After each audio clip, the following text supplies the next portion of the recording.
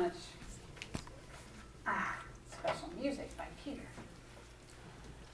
Ha ha ha ha ha. So, I hadn't known that the breath of God, I've never heard that musically. I've only heard it as a chant with a limited little bit of music. So, thanks for the full range of that. So, God at your work. You know, we come here on Sunday and we get ourselves all filled up with spirit, and we get imbued with the principles, and we feel good. And then Monday we go to work.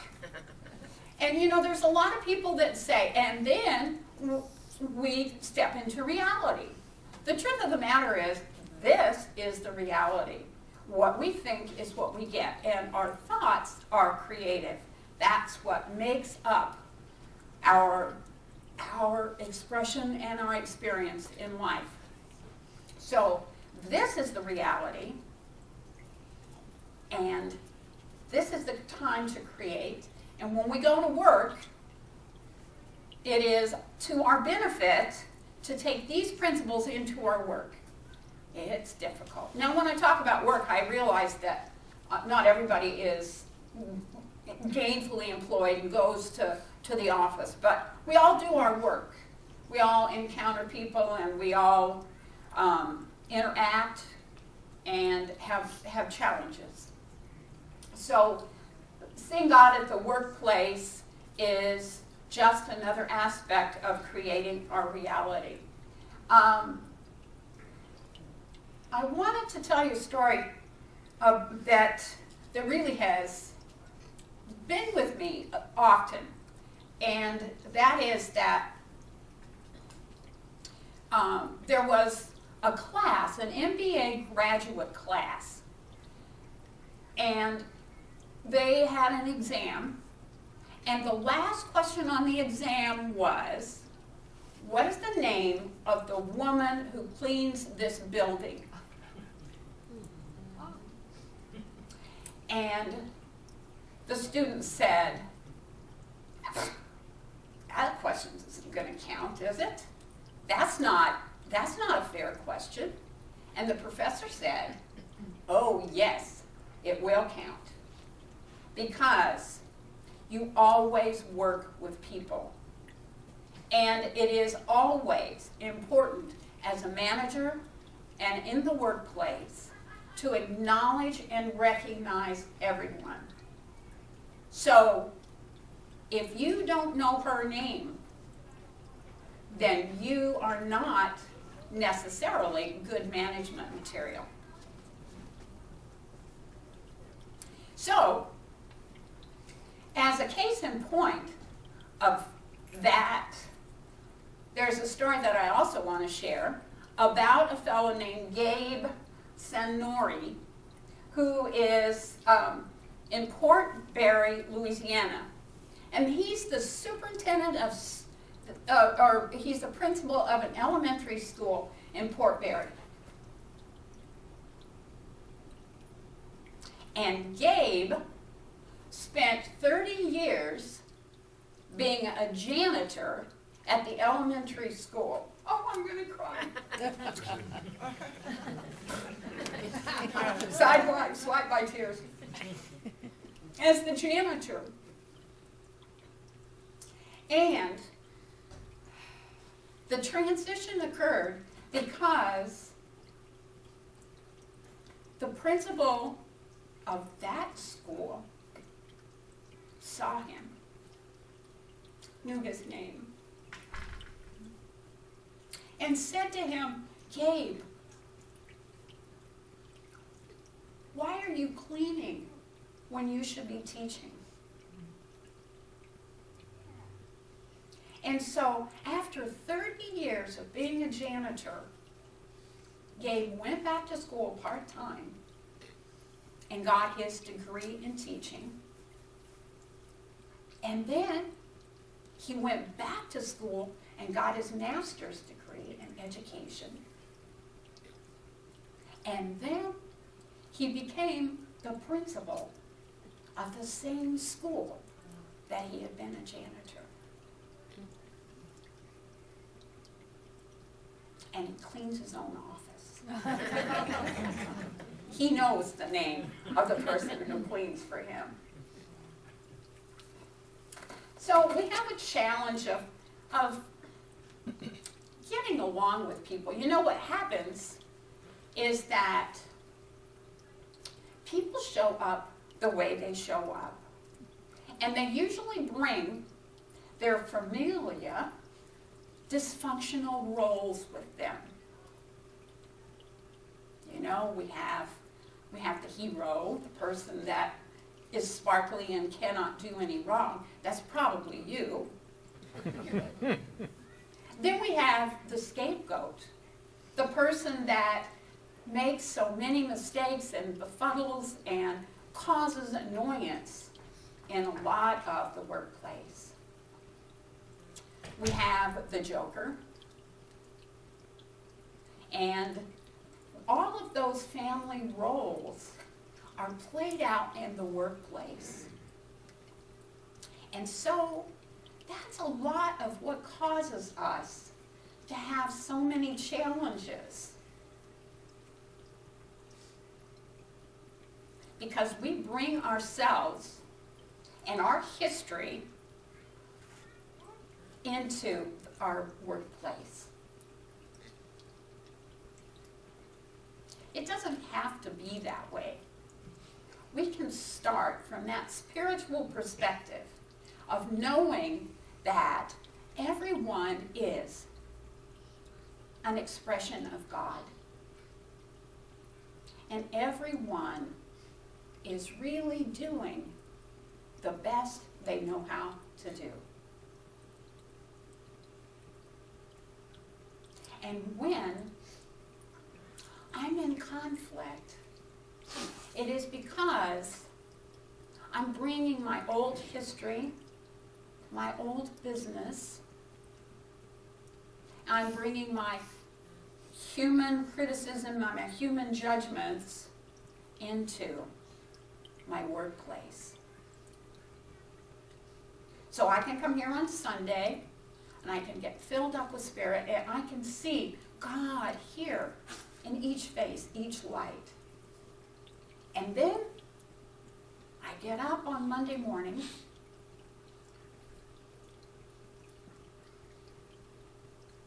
and I forget all of it. And I bring my humanness, I bring my criticism, and I bring my judgments. So what do we do about that? The first suggestion that I have to make is to make a list of all of the people that you work with. And then take each person and sincerely, authentically, remind yourself of at least one gift, one quality, one characteristic that you can notice and that you can think of. And then, on a systematic level, systematically mention that gift, that quality, appreciate them, notice them, see them in their divine form. So I want to tell you a story about Francis. Francis is somebody I worked with at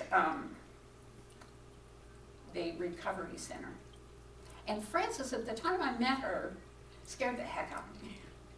She was scary to me. She was a little woman, but man, she was feisty, and she just said what she needed to say. I don't know. I'm an adult, but she scared me. She worked with the children, and she worked with the mothers who were in recovery with the children. And she didn't pull any punches. And the women could say to her, "Oh, I love my kids." And she'd say, "If you loved your kids so much, then you wouldn't be here. she say? You love drugs more than you love your kids. Don't give me that. Nobody got anything past Francis.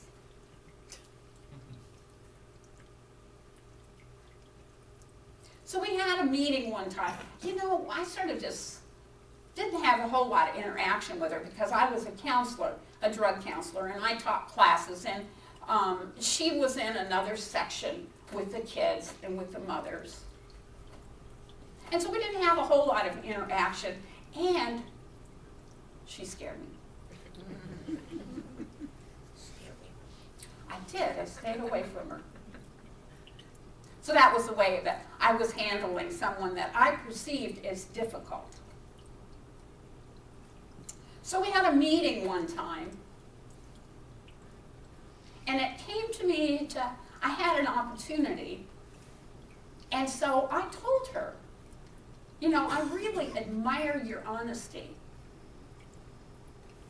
I really admire the way you are firm and clear with the children and with the mothers. And I sincerely did that. I really admired her. She wasn't afraid of anybody, while I was afraid of her. So I said that to her. And then the meeting was over. That was on a Friday. And Monday, I went to work, and on my desk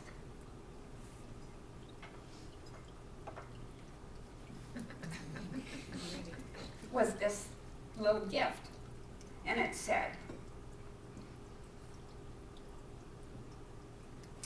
"In his name shall be wonderful counselor and mighty God." There was no note, and I asked around, and I finally had the courage to go over to the children's section, and I said, "Do you know anything about this?" And she smiled. And from that day forward, Francis and I were dear work friends. So, absolutely, if you have troubles, misunderstandings, confusions, perceptions of people that you work with or that you're interacting with, notice what their qualities and their characteristics that you can sincerely admire. Now, I'm not talking about blowing smoke. I'm not talking about being ingenuous. I'm talking about sincerely noticing everyone you work with and what you can appreciate and admire about them, and then tell them.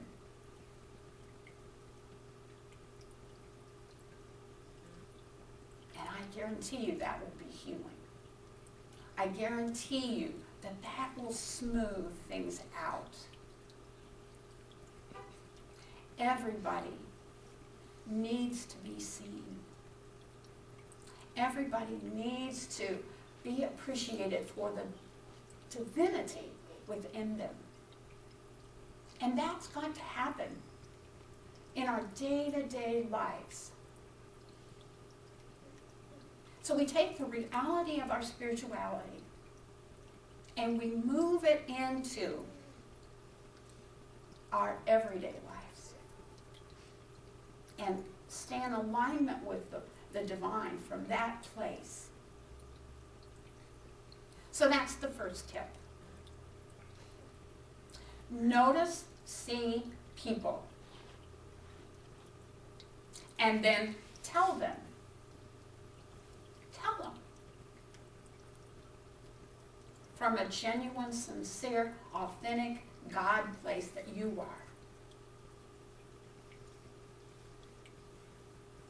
And the second thing is to bring maybe an unexpected gift. It works magic. It gives people courage.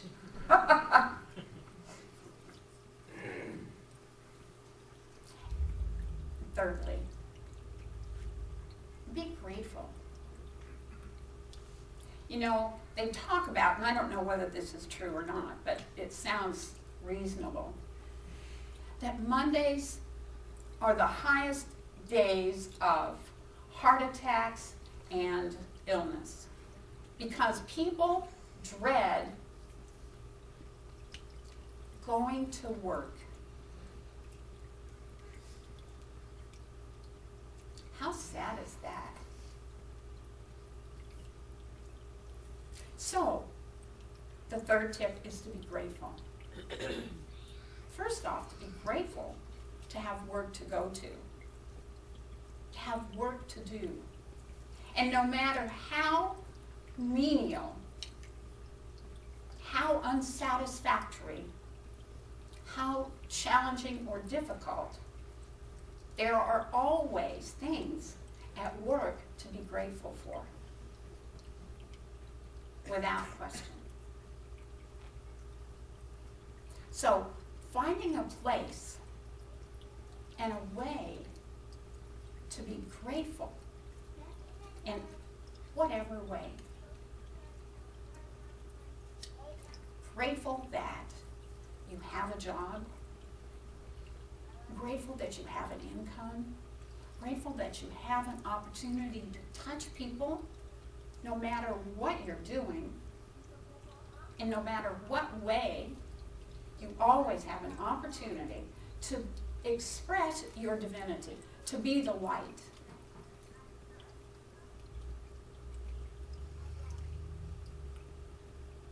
And the fourth thing, the fourth tip, is just be present. Be centered. Be awake and aware of every opportunity that you have to be with people.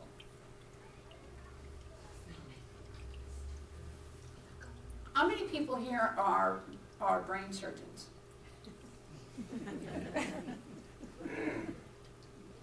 We act like that all the time, don't we, in our work? Oh, really? How important is it in the long scheme of things?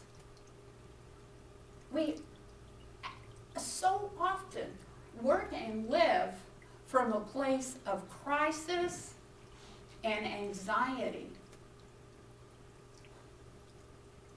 So unless you raised your hand that you're a brain surgeon, get over it. Really?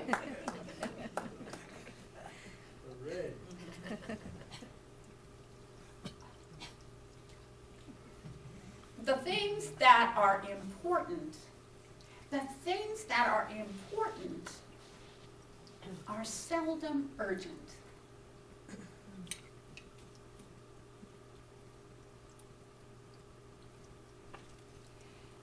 So taking a breath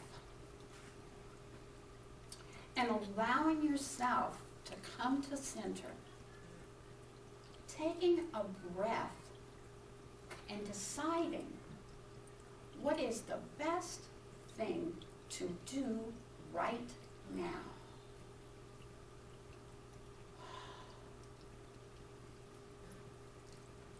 How can I be the most loving, the most spiritual, the light right now? The rest of it can wait. Unless somebody needs CPR, it is not that urgent.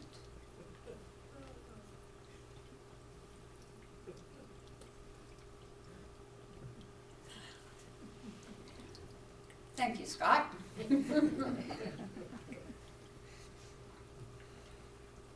We get caught up in our importance, don't we? We get caught up in our busyness, and we get caught up in,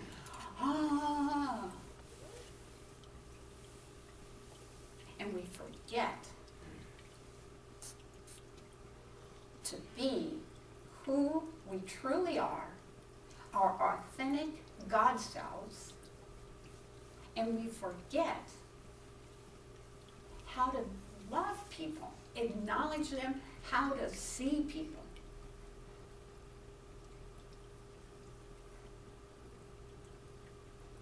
So those are the suggestions that I have for you. First of all, and most important, see people. Acknowledge them. Keep your heart open to them.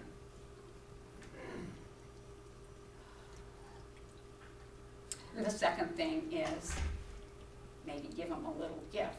And if the only gift that you give them is a compliment and acknowledgement, that is so powerful. And the third thing, which I consider probably the most important life skill that we have that is absolutely free, and that is to stay in gratitude. Because what you focus on expands and is created. So being in gratitude is like starting the ball rolling. And the more you have to be grateful for, the more you notice to be grateful for, the more things that come to you to be grateful for. And the fourth thing is to stay present. Maybe every hour you could set your phone to shake in your pocket or go off. And just as a reminder to yourself to be present. To acknowledge what is the most important thing that you need to be doing at that one moment. And 9 times out of 10, 99% of the time, it is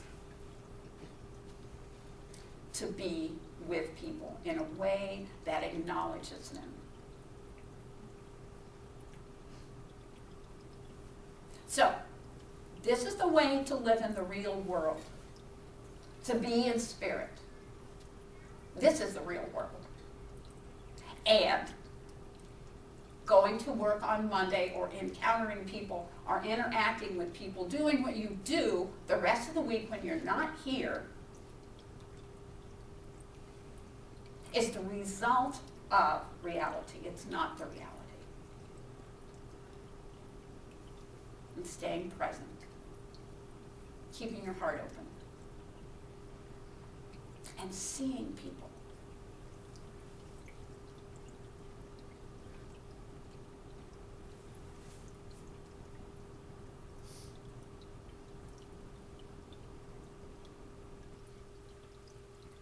I love you all. Love you back. Namaste. Okay, I'm going to invite the practitioners to join me, please.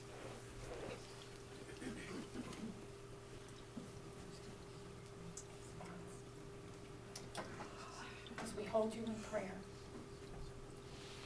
just acknowledging that these practitioners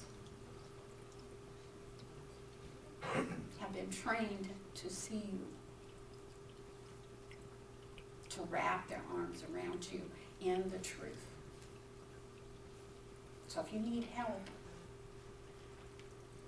they're the ones to call upon. So join me. As I move into reality, as I move into that realm of awareness that I am surrounded, embraced, held up, enlivened, and lightened by the divine. As I move into the awareness that all I am is that one. I'm not all of it, but all I am is it. God's Spirit, the universal creative essence that guides and directs me, that speaks to me in subtle, quiet ways. And so as I go about my life, I give thanks that I make space for that essence to bubble up, percolate, be an activation in my life.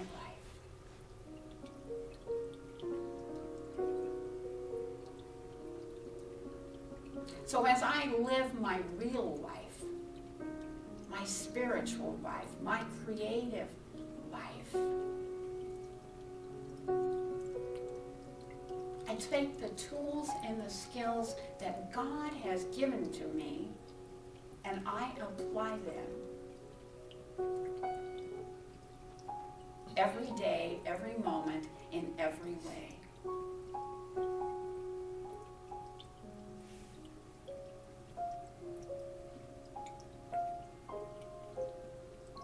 I speak my word now for those that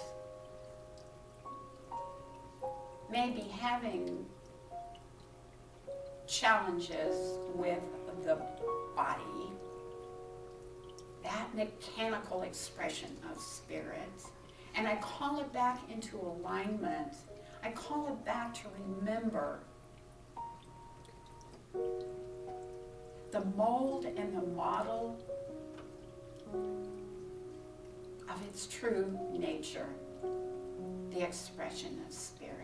So every cell, every molecule, every organ, every system remembers the truth of its divinity.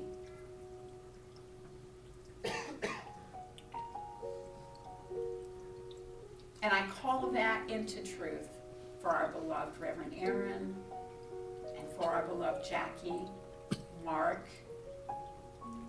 And I invite you to call to mind anyone else that Spirit is moving through right now, reminding and calling perfection.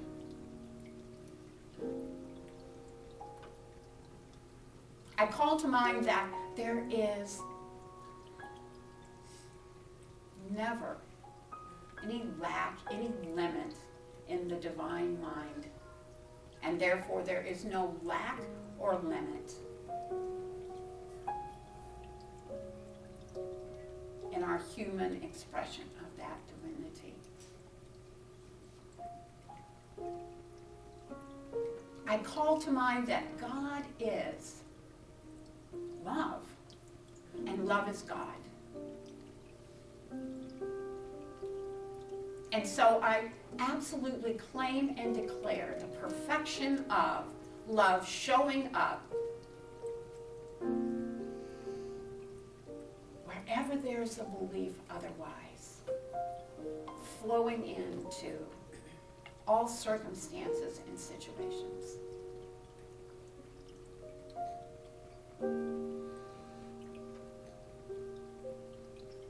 I call the recollection, the memory of Spirit into Washington State, into the Ukraine. In all of those places that somehow or other we have forgotten the truth that it is all God and all is well. And so in this moment, I am richly and deeply in gratitude for the good that is God. And I let go of all of my human concerns. I hand them over to that cosmic creator as I allow the law to be at work right now. And so in joy, in confidence, in laughter and lightness, I just hand it over to Spirit. And I wait joyfully for the rest of the story, because I I know it is done right now, and I invite you to claim it with me as we say. And so it is.